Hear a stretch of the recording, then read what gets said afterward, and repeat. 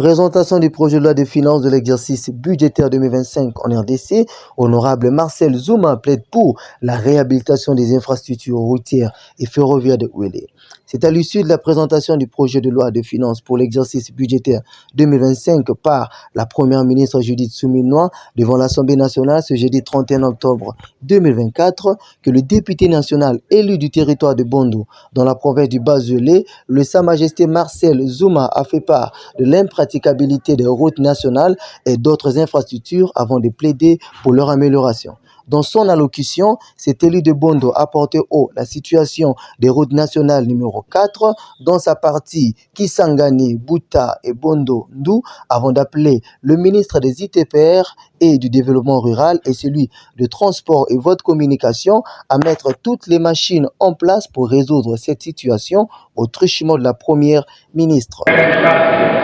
respect du temps d'exécution va s'arrêter parce que depuis toujours dans différents projets de loi de finances, cette route qui est la R4, c'est qu'on a parti quand même dans la Bouta, jusqu'à Bondo, jusqu'à nous. Là, on est à la frontière avec la République frontière, a toujours été programmé, prévu, mais jamais dédié en ce qui concerne le transport des cargos.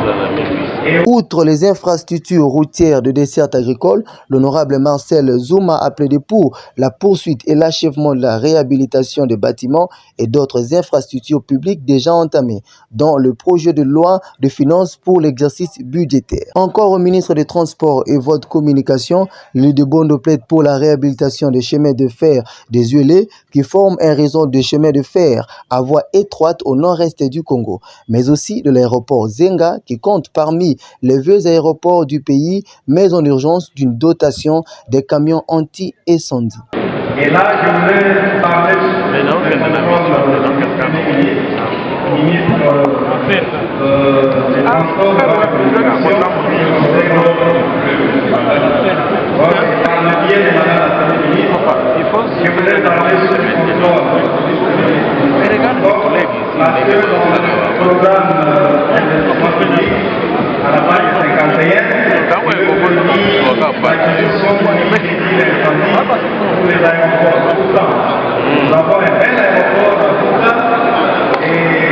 lequel aéroport de transport le plus lié. Parmi les anti-incendies, rien de public pour l'aéroport des Bouta. Elle dit la situation